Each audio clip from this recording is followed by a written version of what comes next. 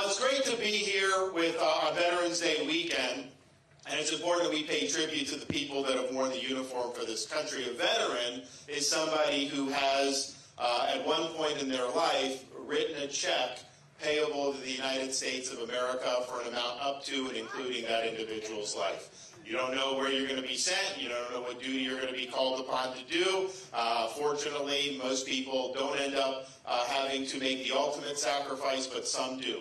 And that's a noble calling, especially in an era of an all-volunteer force. So anybody that has worn the uniform, just know that I appreciate your service. I thank you for your service, and our country wouldn't be what it is without your service. Our founding fathers understood that you can have the best Constitution in the world, you can have the best Declaration of Independence in the world. It doesn't run on autopilot. It requires every generation of Americans to step up and protect freedom when it's threatened. And sometimes that means making choices at the ballot box. Sometimes it means taking care of things that are going wrong inside your country. But sometimes it does mean that people have to put on that uniform and risk their life so that freedom continues to prevail throughout this country.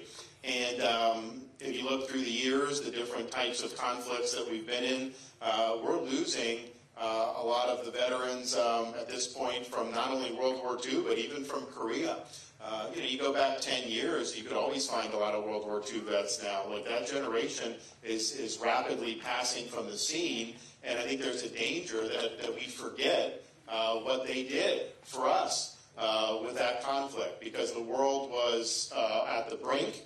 Had they not done what they did, this country would be in a much different spot than it ended up being. So we really have a responsibility to carry on their legacy, to make sure kids in our schools understand the sacrifices that were made by people who served, whether it's Normandy, Iwo Jima, all these conflicts in World War II, of course Korea as well, very, very important. So we'll do that. As Commander-in-Chief, I will have an appreciation for the veterans and the service to this country.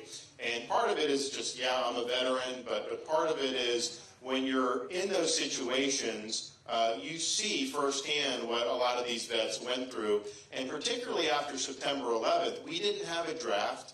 It was all volunteer. You had conflicts in Iraq, Afghanistan. They drug on for a long time.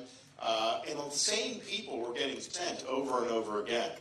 I remember being in Iraq, it'd be like a landing zone, getting ready to get on a helicopter, and there'd be a soldier and a Marine. And these would be people that are like 24, 25 years old that had spent more time in Iraq and Afghanistan since they left boot camp than they have in their own United States of America.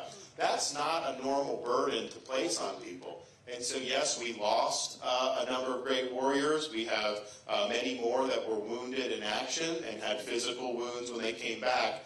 But we had many, many more than that bore the invisible wounds of war, coming back with things like post-traumatic stress. We didn't necessarily do a good job handling that for most of our history. I think we're starting to do a little bit better now. But you have a situation where we still have 22 suicides a day from veterans. And that's almost always driven by mental health, substance abuse, and similar things. And we need to do something about that. And I think the reason why we haven't been able to do is because ultimately bureaucracy is not going to be able to solve this problem. I remember leaving active duty and they gave me a packet of like veterans benefits. I didn't really need anything. I was fine. But I look at it and I'm like, I couldn't even make sense of it. It was just ridiculous bureaucracy. So you have veterans out there, they don't even necessarily know where to go to get help. You go to the VA, that's like pulling teeth to be able to do something. But yet, we have a huge amount of support throughout our country for veterans.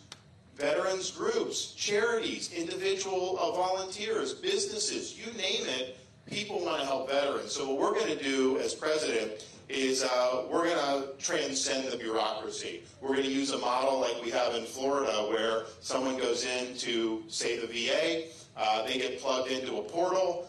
That portal links not just whatever government resources are there, every veterans group that wants to be plugged in can. Churches can be plugged in, individual volunteers, charities, businesses. So there's a need, all that goes out to all that, and boom, government has linked the veteran with services and then gets out of the way.